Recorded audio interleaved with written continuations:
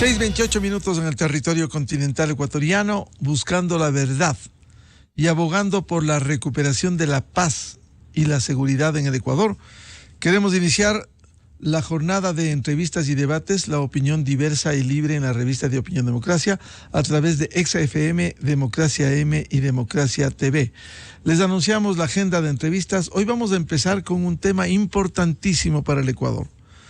Hoy se cumplen 25 años del acuerdo histórico de la paz con el Perú, un 26 de octubre de 1998, gobierno de Yamil Maguad.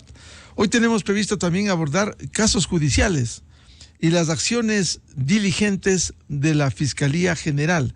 El caso Encuentro, el llamado a procesamiento al cuñado del presidente Danilo Carrera, el análisis jurídico de los audios que vinculan a miembros del correísmo, también el caso del procesamiento de la prefecta de Pichincha. Vamos a abordar también la división que hay en partidos y movimientos políticos de cara al nuevo gobierno y de cara a la posesión de la nueva Asamblea Nacional. También cómo se vislumbra la conformación de una mayoría en la Asamblea Nacional.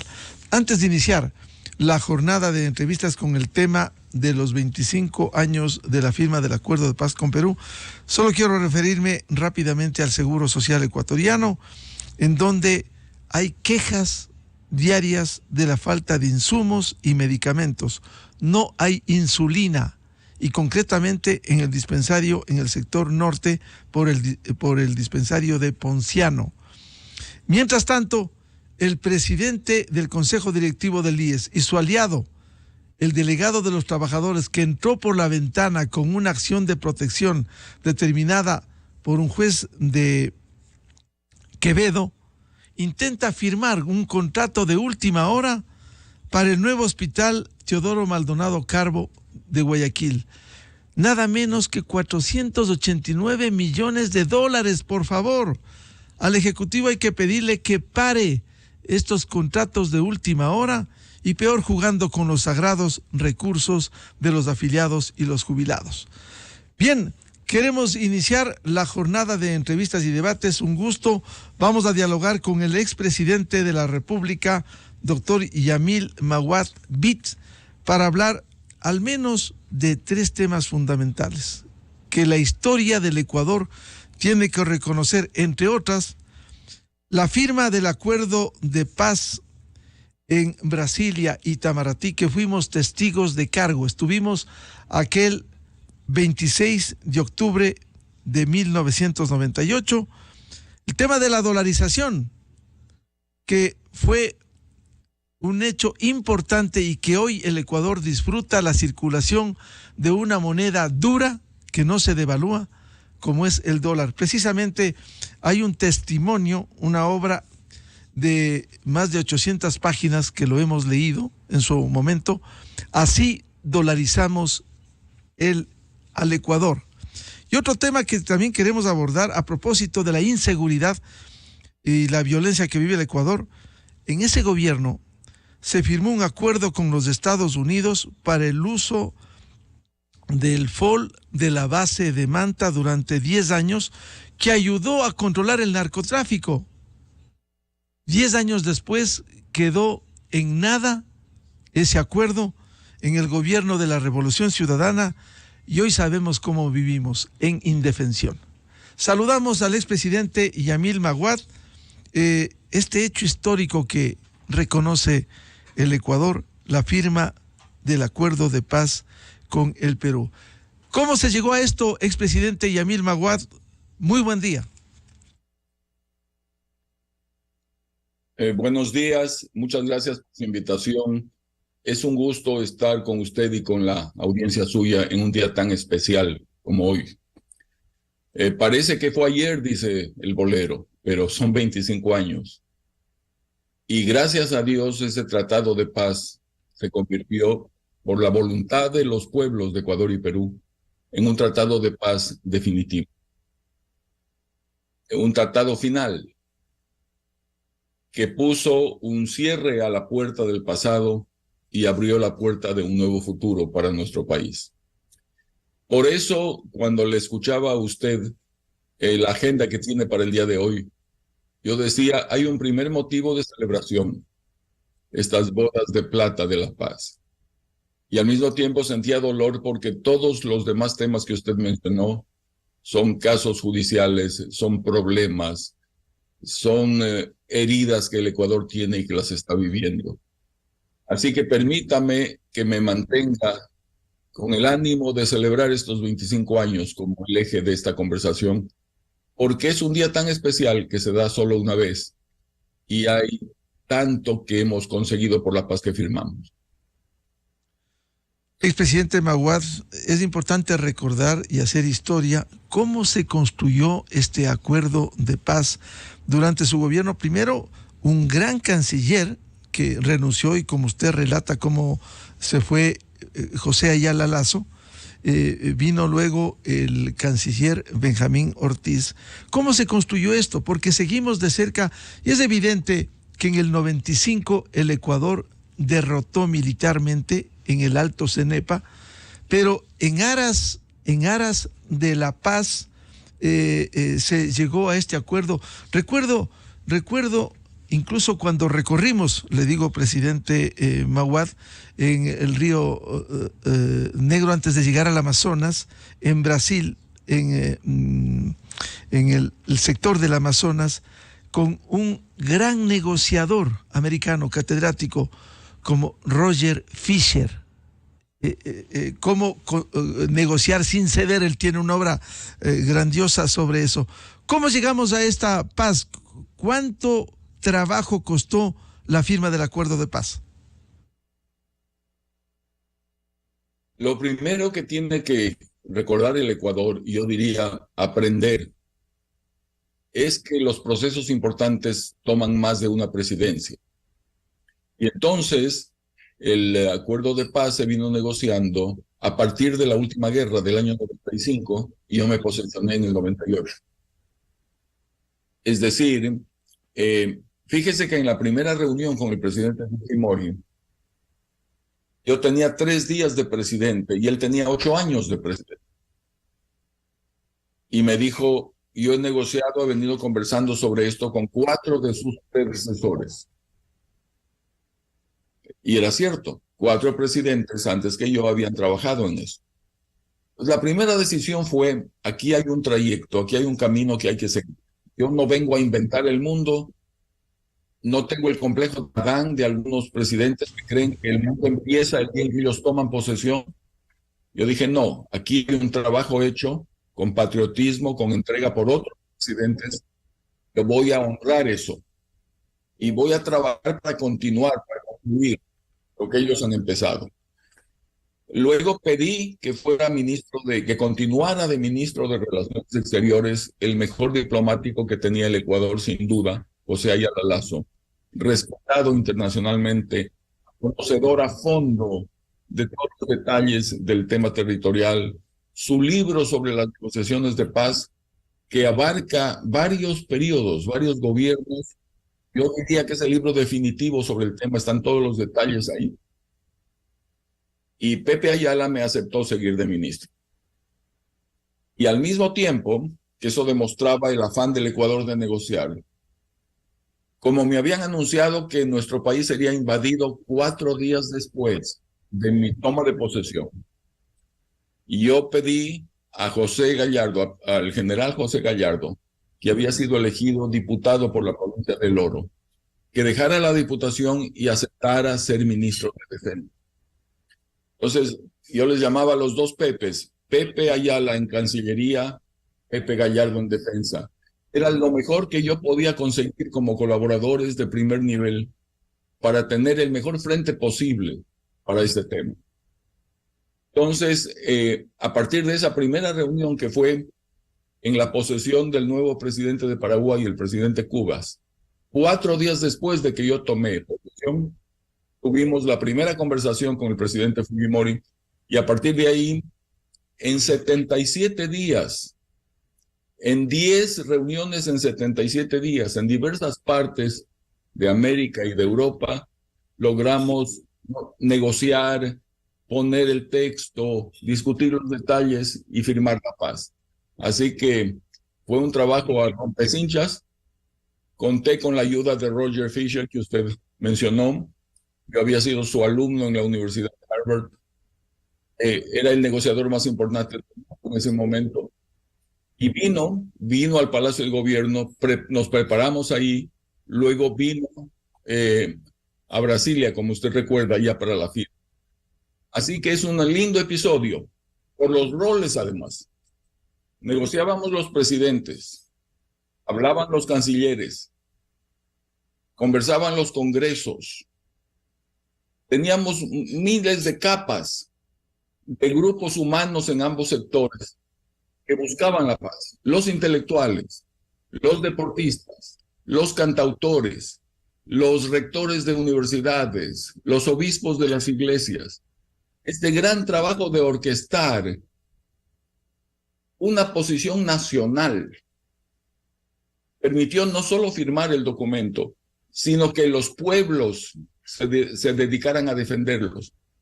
Los presidentes solo pueden firmar documentos. Si los pueblos no quieren vivir en paz, eso no funciona.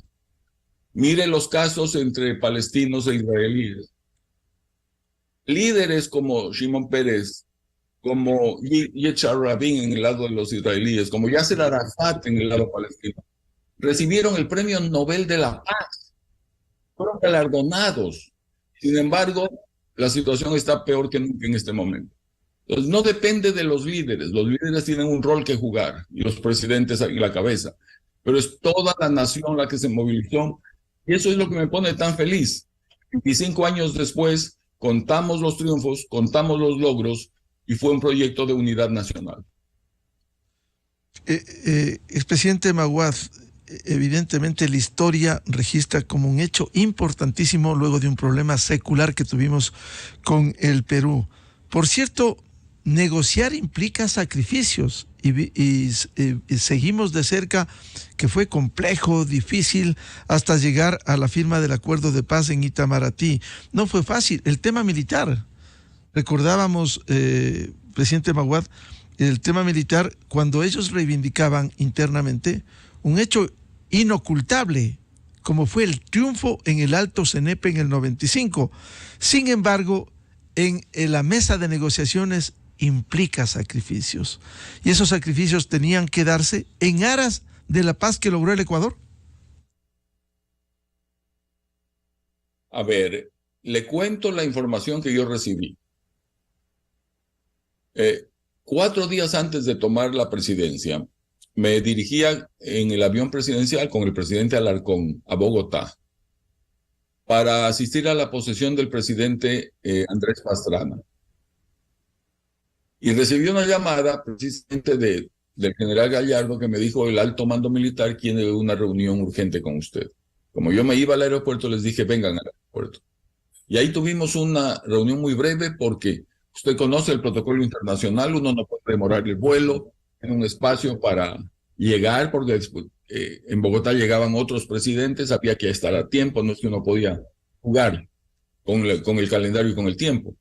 Y lo que me dijeron fueron 2 cosas, básicamente. Primero, que en 12 puntos de la frontera, por lo menos, los soldados de ambos países se habían acercado tanto que saludaban dándose la mano, decían buenos días y luego ponían las armas entre ellos. De la experiencia que nosotros teníamos, sabemos que las guerras que nosotros habíamos experimentado no son guerras porque se reúne el Congreso, delibera el tema, declara la guerra, todo este procedimiento formal. Se producen porque en esa tensión algún soldado dispara, una patrulla se encuentra con otra, y entonces se produce un enfrentamiento y el conflicto escala como la erupción de un volcán. Y entonces empiezan a entrar ya los jefes militares, luego los presidentes, luego llamamos a los garantes, luego buscamos la intervención de la OEA o de la ONU. Todo eso había pasado, es decir, quien lea un poquito de historia iba a encontrar todo ese camino muy trillado ya. Y ese era el riesgo. Si en 12 puntos de la frontera los soldados estaban así, cualquier rato eso explotaba. Ese fue el primer mensaje. Y el segundo mensaje fue que la inteligencia militar ecuatoriana había descubierto planes peruanos para entrar en el Ecuador, invadir el Ecuador 4 días después de que yo tomara posesión. Entonces fue terrible. En esas circunstancias asumí la presidencia. Y por eso la prioridad absoluta era desactivar esta bomba de tiempo cuya mecha ya estaba prendida. Y la logramos desactivar en Asunción del Paraguay en la primera reunión y luego en las siguientes. ¿Cuál hubiera sido la característica de esta guerra? Eso me lo informaron a mí los jefes militares de nuestro país, pero además está confirmado por libros y por videos del lado peruano. Todo eso está en YouTube, así que no es ninguna cuestión secreta. En este caso, como pelear solamente en la zona de Tihuanaco le favorecía al Ecuador. Logísticamente, estábamos mucho más cerca de la zona, estábamos ahí, podíamos abastecer a nuestras tropas, etc. Entonces, Perú planeaba lo que se llama una guerra total. Esto, insisto, el propio presidente Fujimori lo ha dicho. Eso implica no bombardear todo el país, no nos confundamos, pero sí significa movilizar tropas a la frontera, bloquear el puerto de Guayaquil, bloquear el puerto de Esmeraldas, que dejemos de exportar, por ejemplo, petróleo. Y en esas circunstancias terribles en que estábamos, asolados por el Niño, sin exportar, con la economía terrible, cuando yo tomé la presidencia teníamos la inflación más alta de América Latina, sin dinero, una guerra hubiera sido totalmente catastrófica, no solo porque cada guerra es catastrófica, sino porque entrar en una guerra en esas condiciones era todavía peor. Entonces, la paz, el primer beneficio que tiene siempre es moral. Usted evita soldados muertos, soldados heridos, toda la tensión de la población. Segundo beneficio es ético. Se negocian las cosas en lugar de arreglarlas a balazos. Pero el tercer beneficio es económico. En el caso del Ecuador, gastábamos 3.5% del PIB en armamento en épocas de paz. Y teníamos un déficit, cuando yo asumí la presidencia, del 7% del PIB. Si entrábamos en un conflicto bélico, ese gasto militar iba a subir. ¿Y de dónde podíamos gastar si estábamos en déficit? Yo siempre cito la frase de Ortega y Gasset: yo soy yo y mis circunstancias. No se puede analizar ninguna acción humana de nadie, en ningún campo, si no se considera el contexto en el cual hay que moverse y analizar opciones. Por eso yo creo que fue una muy buena decisión, a tal punto que desde ese día hasta hoy no hemos tenido un muerto, un herido vinculado con ese tema. La única reacción después de la paz se produjo en el Perú, en la zona de Iquitos. Se levantó el pueblo de Iquitos en contra del presidente Fujimori. Ahí fallecieron, me parece que fueron 5 personas. Pero a partir de ahí, todos son historias buenas. Todos son triunfos. Todas son consecuencias favorables. Presidente Maguad, recuérdenos, difícil negociar con Fujimori, quien había tenido un gobierno exitoso en economía, autoritario, por cierto, con todos los problemas en su lucha contra Sendero Luminoso, que lo ha llevado hoy a la cárcel. ¿Fue difícil negociar con Fujimori? Sí, primero tengo que agradecerle por haber leído el libro. Es un libro grande, toma tiempo, toma esfuerzo. 1059 páginas. Lo ha leído. 1059 páginas, sí. Tiene. Un gran testimonio. Sí. Y un testimonio no solo mío, sino de todo el equipo de gobierno. Así que es una visión de todos los que participamos en eso. Claro, la imagen del presidente Fujimori en los periódicos era muy mala. Sin embargo, tenía 2 éxitos que lo convertían en un modelo de presidente en el mundo. Primero, cuando él subió, tuvo un país en hiperinflación. Me parece que era 4.000% anual. Y cuando empezamos estas conversaciones, estaba por debajo del 10%. Un éxito formidable. Segundo, Perú era invivible por los atentados terroristas en Sendero Luminoso. Y él había conseguido, a través de un buen trabajo de inteligencia, etcétera, tomar preso a Abimael Guzmán, que era el líder de Sendero Luminoso. Entonces, resulta que había derrotado al terrorismo, había normalizado la vida en Lima, donde no se podía salir a un restaurante porque él podía explotar una bomba al lado. y tenía la economía bajo control. De tal manera que era reconocido, el presidente Fujimori aparecía en portadas de revistas internacionales como modelo de presidente. Y tenía mucha más fuerza militar que la que tenía el Ecuador. Es decir, tenía bastantes haces en sus manos como para negociar.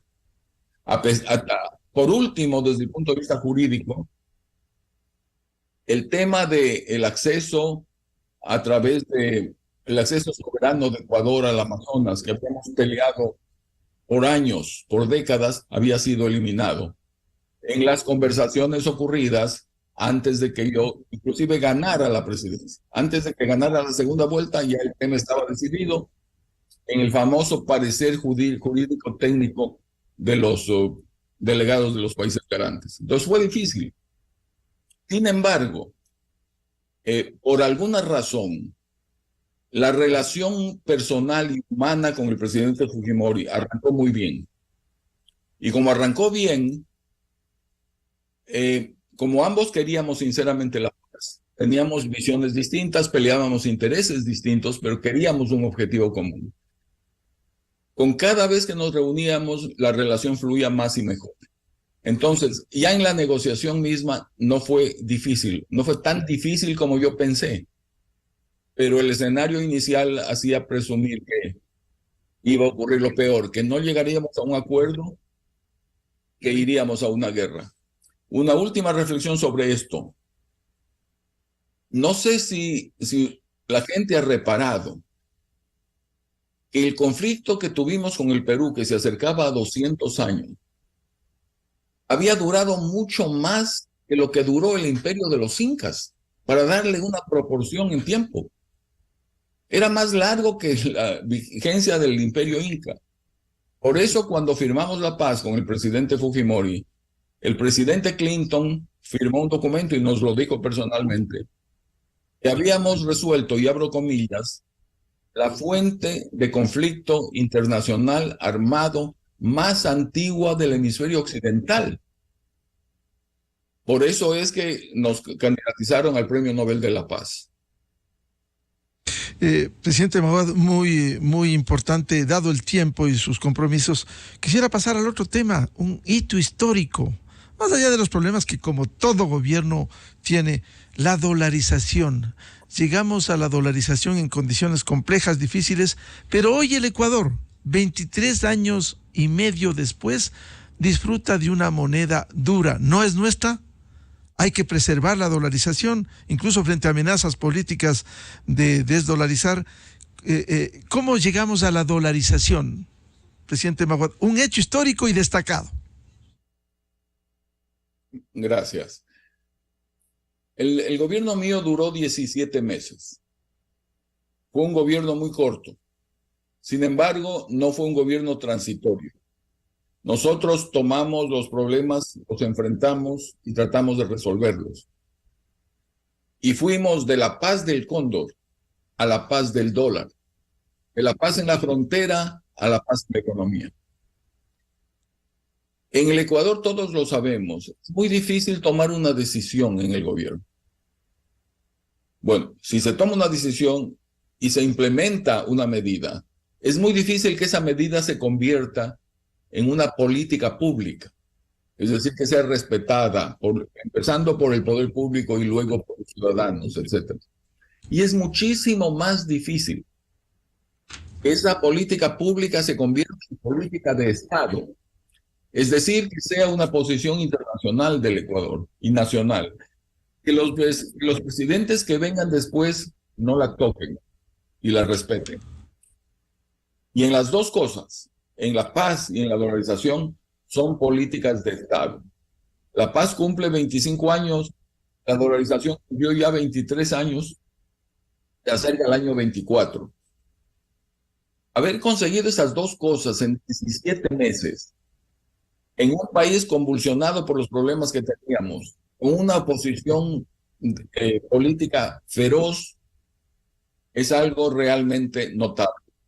Entonces, llegamos a la dolarización cuando los sistemas tradicionales de ajuste económico no funcionaron.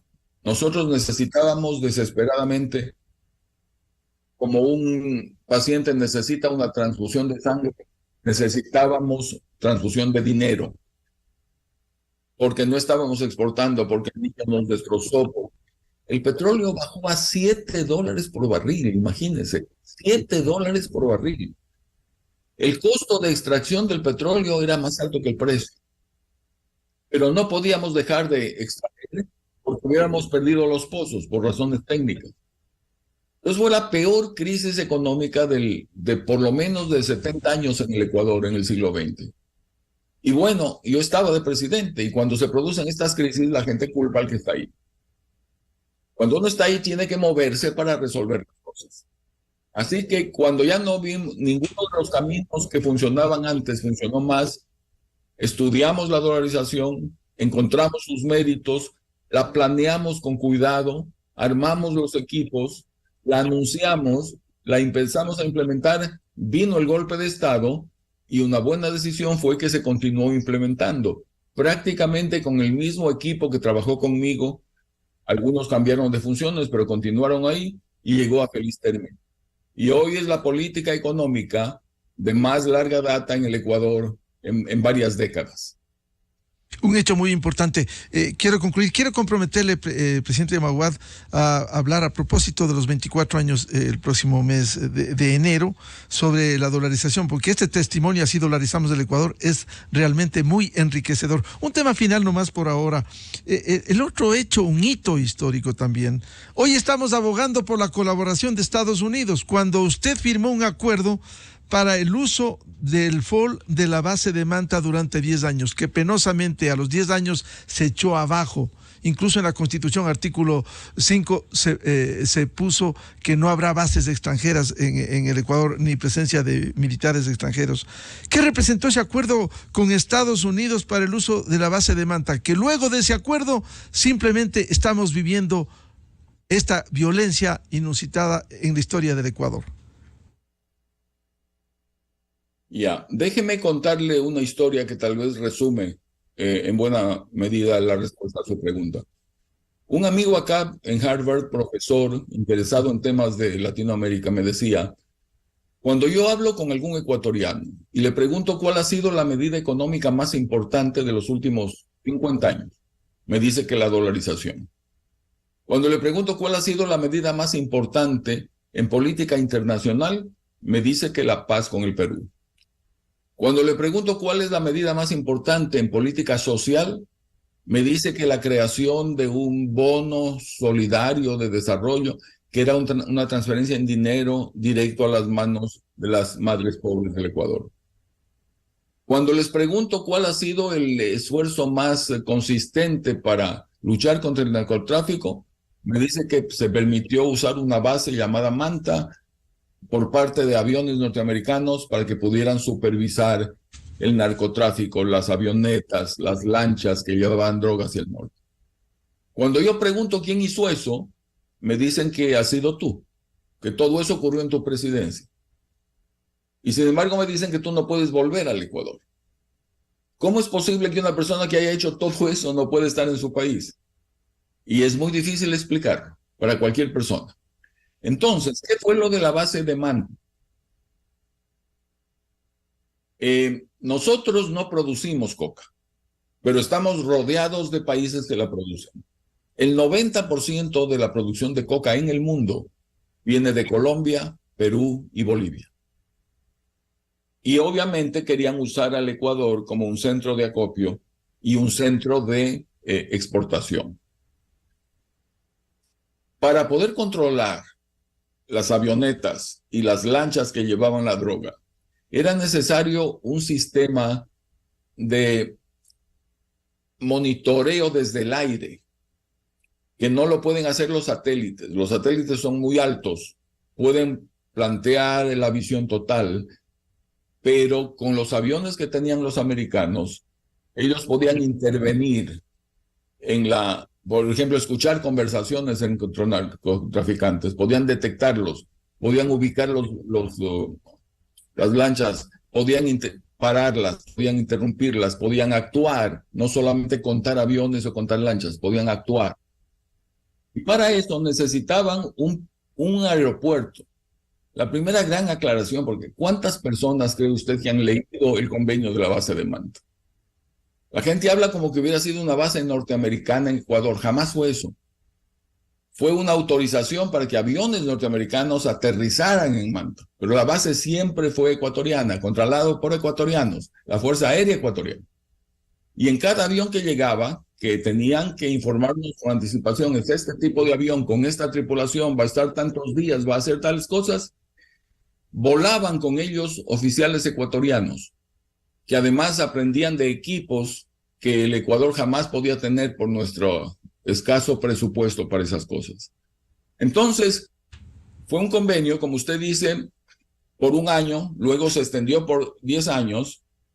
Fue muy bueno para Manabí, porque estaba destrozada la provincia por el Niño, y para poder usar ese aeropuerto hicieron un montón de inversiones en nuevos edificios, tenían que usar hoteles, ir a restaurantes, a comidas. Claro, generó desarrollo. Fue una de las mejores pistas la base de Manta y generó desarrollo, presidente Maguad. Así es. Y la gente de Manabí feliz con eso. Entonces, yo le doy gracias a la vida en ese sentido, porque después de tantos años de mi presidencia, la dolarización sigue definiendo campañas presidenciales entre aquellos que están a favor y en contra. El bono solidario sigue siendo un eje de la política social del gobierno. La paz está siendo respetada. Acaba de votarse el tema del Yasuní, que fue otra declaratoria que hicimos en mi gobierno de zona protegida, con Yolanda Cacabatze como ministra de Medio Ambiente. Y, por último, fíjese el tema del narcotráfico, y todo el mundo añora el servicio que nos prestaba la base de Manta. No se podía hacer más en 17 meses, y gracias a Dios han sido temas decisivos para el país. Presidente Yamil Maguad, muchas gracias por atender a la revista de Opinión y Democracia. Le comprometo a seguir hablando, porque hay tanto, y más allá de los errores que todo gobierno comete, dirigido por seres humanos, todos cometemos errores, hay que destacar los éxitos, anteponer los éxitos, y al menos usted ha citado otros como el bono de desarrollo humano, al menos 3 que el país tiene que agradecerle a usted. Uno, la firma del acuerdo de paz con el Perú; lo otro, la dolarización; y el tercero, el acuerdo con Estados Unidos para el uso de la base de Manta. Hoy estamos invocando tener nuevos acuerdos con los Estados Unidos luego de lo que perdimos. Presidente Maguad, un gusto dialogar con usted hoy, en un día histórico, 25 años de la firma del acuerdo de paz con el Perú. Muchísimas gracias y estoy a sus órdenes. Muy amable. Enseguida, en la revista de Opinión Democracia. 7:02 en el territorio continental ecuatoriano. Vamos a una pausa publicitaria, buscando la verdad, y luego tenemos previsto un diálogo con 3 invitados. La exfiscal general, doctora Mariana Yepes, el penalista y académico doctor Ramiro Román, y el abogado, el jurista Julio César Cueva, para hablar de algunos casos judiciales en coyuntura. La reactivación del caso Encuentro, en donde está citado en el juicio el cuñado del presidente Danilo Carrera; el análisis jurídico de los audios que vinculan a miembros de la Revolución Ciudadana, que ha sido judicializado y por eso vamos a abordar; y también el procesamiento contra la prefecta de Pichincha, Paola Pavón, precisamente por uno de estos hechos que han sido denunciados. Desde 1984 con Gonzalo Rosero.